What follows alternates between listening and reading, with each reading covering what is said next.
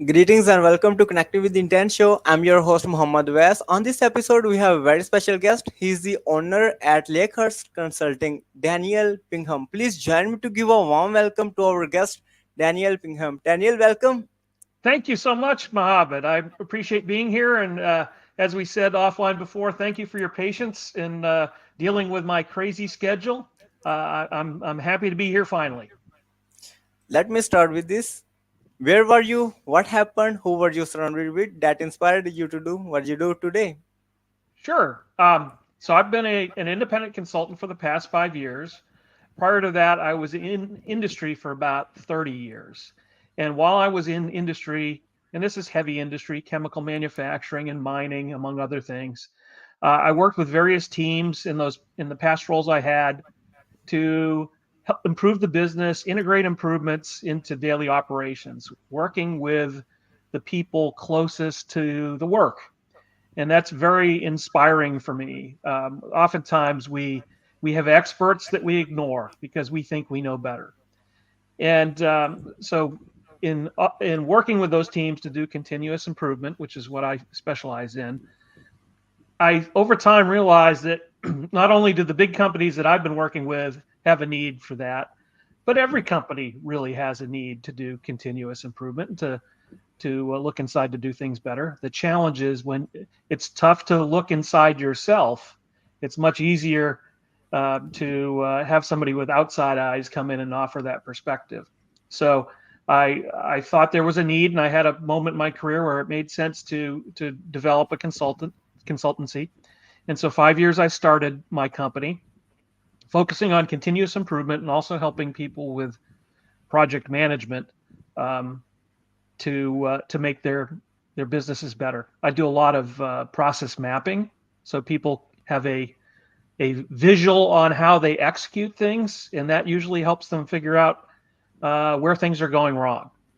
Um, so, uh, so it was really that 30 years of working with teams and seeing, hey, small companies have a need. They don't have the bandwidth. They might not have the funding for a full-time person to help them with this, but they can probably, if the problem is big enough, they can probably, it makes sense for them. There's a return on that investment to bring in a third party to help them solve those problems. What is your higher purpose in life? You start off with the very high level uh, philosophical questions. So um, for me, it's really, in addition to trying to be a good a good father and husband, which is very important in a work environment. It's for me, it's to use my skills and abilities to help others get better, and that can take many different forms. In addition to, as I mentioned, being uh, a father and husband, it's building a career that intrigues me and hopefully helps others, but also provides for my family. And at the end of the day, if I'm doing continuous improvement, helping companies get better, there's a higher level piece to that, which if we're reducing waste for companies, we're reducing waste for the world. So we're being more efficient with resources. That includes people, and that if we're doing that smartly, the world's a better place. What have been top three greatest challenges that you have had to overcome? So as I mentioned, I went out on my own 5 years ago. That was a little bit of a shock. I had been a functional technical expert and leader inside of companies, but I had to build the business from scratch. So that included learning the basic skills of running a business from bookkeeping and marketing and sales, et cetera, all that outward facing activity, because I can have the best solutions in the world, but if I don't have clients or there isn't a match with a client, then it's not going to help anyone. So that's all very important. I think another challenge for me has been though it may not seem like it, I'm a natural introvert. And so overcoming that introversion and being willing to go out and present to groups and engage in forums like this um, was not always something comfortable for me. So um, that's an important skill to have and a challenge, and learning to understand clients and their needs is important. even if it's something I can't help them with. I need to be able to digest what their needs are and see if I can perhaps find a different solution, a different provider to refer them to other people who can help them. And then the third challenge would be navigating the larger industry footprint, landscape, if you will, and finding a place within it. As an independent consultant with a very small practice, there are a lot of big folks out there, and so you've got to do things that set you apart from the big four, big six consulting firms in the world. And that is really, in my case, to focus on what's that problem that client is trying to solve, and how do we do that in the most expeditious and cost-effective way, so that they can benefit from that as soon as possible. And maybe along the way they're learning some skills too. So if I'm really good at my job, I'm kind of putting myself out of a job at that particular client if they're paying attention and learning what I bring to the table. What is your greatest failure story? What did you learn and how did you recover from it? This is a fun question. I'm an engineer by training, and I spent the first half of my career at chemical plants, and about half that time was in an engineering role. So we're trying to do things better with our manufacturing processes. And I was working at a plant that had we used elemental phosphorus, which is pretty hazardous stuff to deal with, as a raw ingredient to our process. And we were updating the storage of that material. And we wanted to do it as safely as possible. So we went out and talked to the experts in industry and within our own company, because we did have people who actually produced the phosphorus out of phosphate ore, and talked to them about what are all the best practices you do. And we did our best to integrate all those best practices in the design and construction of our new storage. The unfortunate reality was we had built a Frankenstein monster unwittingly, and it was very tough to make that operate. It was so safe that it was almost, you were unable to operate it. So we had to do some changes in how we ran it. So the lessons for me were, even if you're listening to the experts, try and figure out, usually the simplest way is best. So if we can figure out, even with all those constraints, what's most simple, let's do that. So looking for simplicity and improvements is very important. Minimizing the steps to get to that answer, another variation on the simplicity theme. So minimize steps and the waste that you generate as part of that process for a better outcome. And then finally, always keep that in the back of your head as you're dealing with the next project. So as I'm helping people with, maybe it's a business process, IT flow, because I do some of that as well, as in addition to manufacturing. It's what's most simple. Can we make it most simple to make it work the best and limit the opportunity for things to go wrong? And if we do that in everything we do, we usually have a much better shot for success. What is the most impactful book you have read and what did you learn from it? So being in the continuous improvement space, there are a number of very good ones out there. Ron Moore has a book, Making Common Sense Common Practice, which is very good. There's the Gold Mine, the Gold Mine and the Lean Manager by the Ballet family probably stands out in that genre, in addition to The Goal, which is another great book by Eli Goldratt. But the Ballet family, Michael, who's the father, and Freddie, who's the son, they created a novelized account of continuous improvement at a manufacturing company. And I think what's most important there is not only does it talk about the technical things you go through, but any improvement is change management and involves people. There's a human element. And this novel offered a perspective on how you consider that and include that as part of the improvement effort. So, what's driving the change? What's the burning platform, so to speak? So knowing that, knowing what the immediate next steps are to get better and explaining that to your team. And then from seeing the effort through the team's eyes, what's in it for me, the WIFM, and putting yourself in those positions and having those conversations so that everybody involved can help understand why we're going to do this big bunch of work to get better. What's in it for them at the end of the day to help overcome that organizational inertia to make the change. The reality is not everybody can do that, and but you want to make sure you find out pretty quickly for everyone's benefit who's on the bus and who's not, so to speak, so you can move forward effectively. And so the Gold Mine is a great book to understand those concepts. What are your goals for the next 12 months?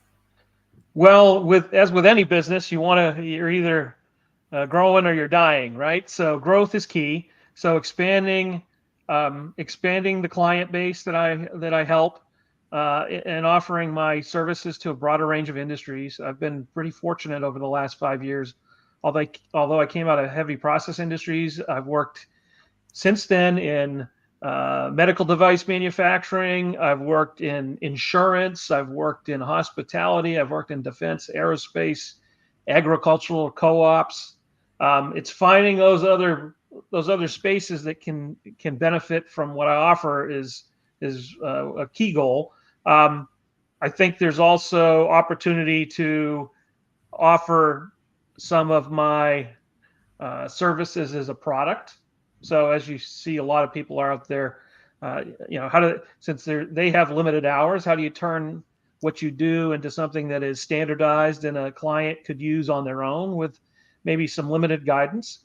And then I think the bigger goal is wherever I do have those engagements, make sure I'm having a positive impact on those clients and their employees, and the larger industry by making things better. So that's kind of that high level goal, that inspirational goal that helps drive me. What advice you will give to younger yourself? Oh, well, this one hits close to home because I have two daughters who are also one recently graduated from college a year ago and is working for a large pharma company in continuous improvement. So it's not just what would I give advice would I give myself, it's what advice have I given my oldest daughter, and I think following close on her heels my younger daughter, who's also an engineer but in a slightly different industry vertical. So it's things like being open to learning throughout your whole life, and being curious, asking lots of questions, realizing you don't know everything, and the way you do learn is ask people who are the experts working on it day in, day out. So being open to learning and adapting to new technologies. Look at what has changed in the last 2 years, let alone the last 10, from an AI perspective, and how that has changed the world in a very, very quick manner. So there's that learning and adapting, networking with other professionals in the field and seeking mentorship if you don't have the skill set. If you're at a large company, that tends to be a little bit easier because there are experts around that you can go find. If you're an independent, it's setting up those professional networks and reaching out within those networks and seeing if somebody's willing to help you. I would say be very open to getting your hands dirty. Go out and get that hands-on experience through internships or the first few positions out of school. And again, it's that applied learning, how the world really works versus what you learn as in an academic institution. That's very important. And then I would say, as a final piece of advice, you've got to develop the soft skills, the communication skills, very, very in parallel to your technical skills. You can't be successful in the industries I work in without having both.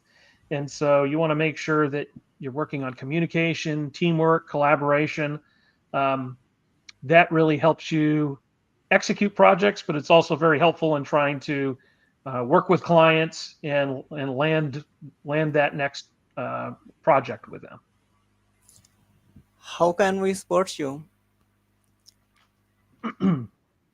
Well, that's a great question. I think coming on and talking to you is a great base level of support. It helps extend the larger network of people who may have nagging business problems, nagging manufacturing problems. They think they've solved it, but they keep coming back. If people are out there listening, um, those are the kind of problems I help companies solve. So it's just being out there and thinking, hey, if I've got a complex technical problem that involves getting better, maybe Lakehurst Consulting is a place I can go to get that help. Um, so there's promoting what I offer, and then there's helping connect with those potential clients out there who could benefit from my continuous improvement and project management experience that my company offers. So it's helping spread the word, if you will. That's the best way to help me. What would you say was your guest appearance on the show?